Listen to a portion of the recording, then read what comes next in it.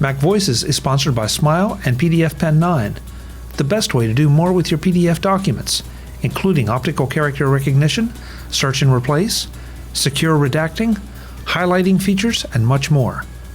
Get all the details and download a free trial at smilesoftware.com.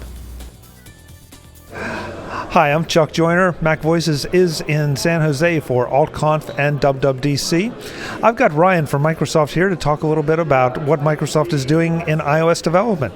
Ryan, welcome. It's good to see you. Hey, buddy, man. Yeah, it's good to see you. Thanks so much for having me. I appreciate it. Thank you for being here. So you're exhibiting at AltConf. You're helping sponsor AltConf. Yeah, I just spoke at AltConf yesterday as well. I had actually a fabulous presentation. I had a really great time. Super audience. Okay, so we will get to that part in a minute. But right now, let's talk about Microsoft. What are you doing in the area of iOS development? I think by now most folks have realized that Microsoft isn't just out there kind of working on Windows stuff. We actually have a huge amount of developer tools and a lot of focus on enabling iOS developers and Android developers to be more successful. And so really that's what I'm here today to talk about and talk with attendees about, like what problems are they having with iOS development, what problems are they having with mobile development at large, and how can Microsoft deliver better tools to make them more productive, make their apps more awesome, right?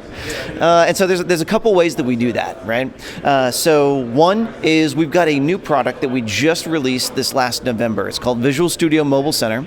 I know a lot of people, when they hear Visual Studio, they may have some warm fuzzies thinking about it as a great editor and a great IDE for C# development.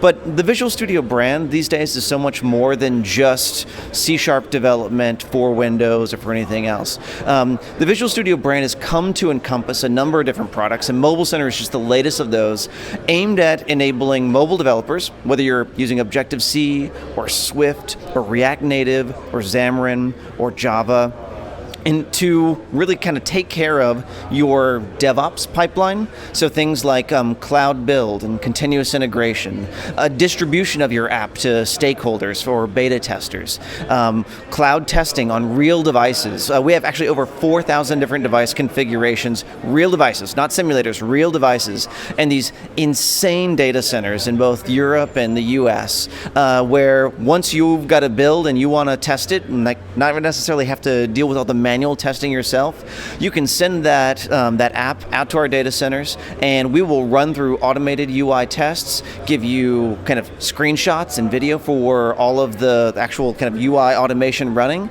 Then if anything goes wrong, we'll provide information like stack traces where there is a crash or an error of some kind, and really kind of take a lot of the grunt work out of mobile development. I mean, what I end up talking a lot about and what I feel passionately about is that development should be about like spending time building awesome apps, right? We want to all spend more time coding and less time doing the rote work that computers are really good at automating. And so Mobile Center is really about helping developers automate a lot of that, just like the stuff that is really just click here, swipe, just to make sure that the app performs some basic kind of primary use case scenarios. And so we've got cloud build, we've got distribution, we've got automated UI testing.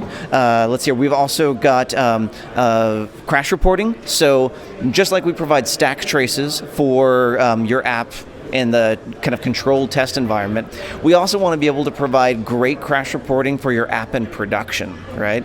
And so if you've got an app that is out there in the iOS store or the Google Play Store or wherever, and people are giving you 2-star reviews, 1-star reviews because they're crashing, you need the kind of intel and the data to know how many people are affected, what devices are they impacted on, what are the stack traces for those that you can kind of equip your developers with a little bit more to go on than just a couple of bad reviews in the App Store, right?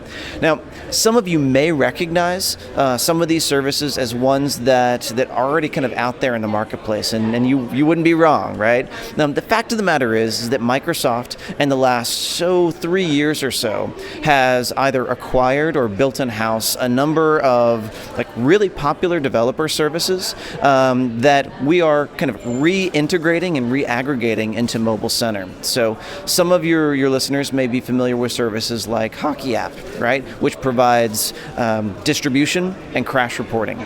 Those are coming into Mobile Center and will eventually kind of represent the future of Hockey App within the Microsoft kind of developer services ecosystem. So that's one really, really important piece, and I'm super excited to be here talking about that. My talk yesterday was actually on Mobile Center, but from the perspective of a React Native developer.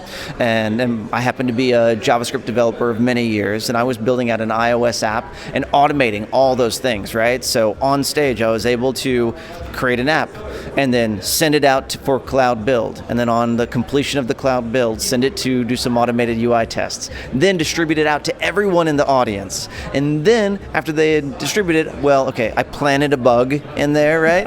I planted a bug. And then so we got to see what crash reports look like, right? And all of this is about 30 minutes on stage. This is the kind of pipeline that would take a lot of shops months to build out if they were working with a Jenkins server or something like that, where they had to combine multiple different services from multiple different places, and really kind of being able to say, you know what? When you've got a a collection of services that have tight integrations between each other, you can get up and going with kind of all of the automation that more sophisticated shops have in just a few minutes. And so that's one piece of it. And then the other piece, if I may, Sure. Is that we're here to also talk a little bit about Microsoft's IDE and platform solutions for iOS and Android developers. Some folks may be familiar with Xamarin as a cross-platform solution. And Microsoft recently, and by recently I mean about July of last year, acquired Xamarin. And just this last, a couple weeks ago, 3 weeks ago, Microsoft, we had our own developer conference up in Seattle, Microsoft's Build Conference, where we announced general availability of VS for Mac. And VS for Mac is essentially the next evolution of Xamarin Studio, enabling C# developers to build for iOS and for Android and for Windows using, a language that they love. Like C# developers, there's a lot of really satisfied C# developers out there, and they want to be able to kind of participate in the app economy, being able to leverage their .NET skills instead of necessarily having to adopt the, Swift language or the Objective-C language or the Java language. And so we want to make sure that those developers are successful and feel at home building for kind of what are huge markets in the Apple ecosystem and the Google ecosystem. You really need to work on your enthusiasm, Ryan, because it doesn't show. It doesn't show at all. No. I need more coffee, apparently. Yeah. So it sounds like Microsoft is trying to cover kind of all the bases. They're not trying to be just focused on one thing, but they're trying to look at some of the legacy knowledge that developers have, but also tying into Swift and moving into the future a little. Well, so in a way you're right, but I take a slightly different view on that, right? One could interpret that as Microsoft is really trying to take a scattershot approach to things, and I think that there's a different way of looking at this where, Apple is going to look out for Apple and look out for all of their devices and their hardware business. Google's going to look out for their hardware business and their software business and their advertising business, as they all should.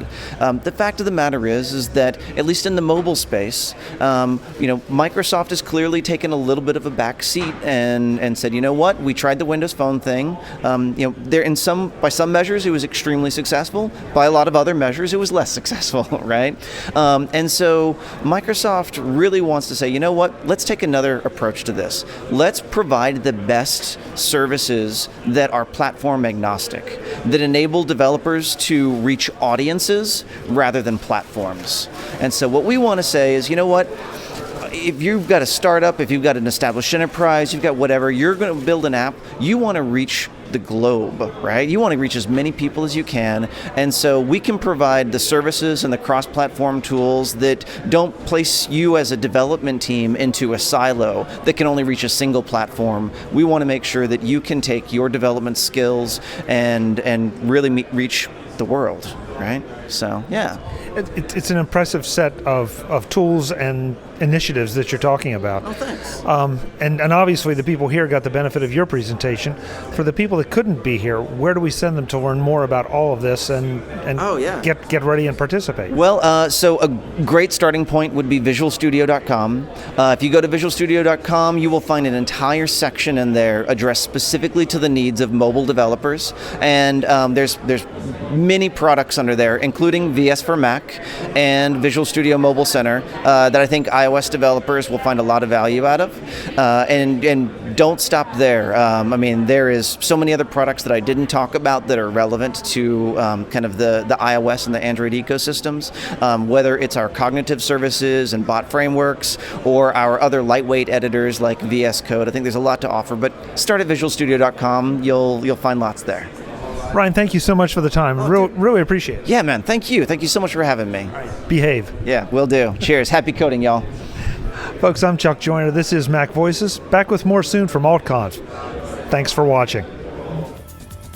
Visit MacVoices.com for show notes, links to subscribe, and to connect with Chuck on Twitter, Google+, Facebook, YouTube, Vimeo, SoundCloud, the Mac Voices blog, the Mac Voices Dispatch, our weekly newsletter, and on Mac Voices magazine, free on Flipboard that helps you do more with your Apple tech.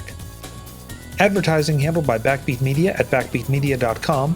Bandwidth provided by CacheFly at cachefly.com.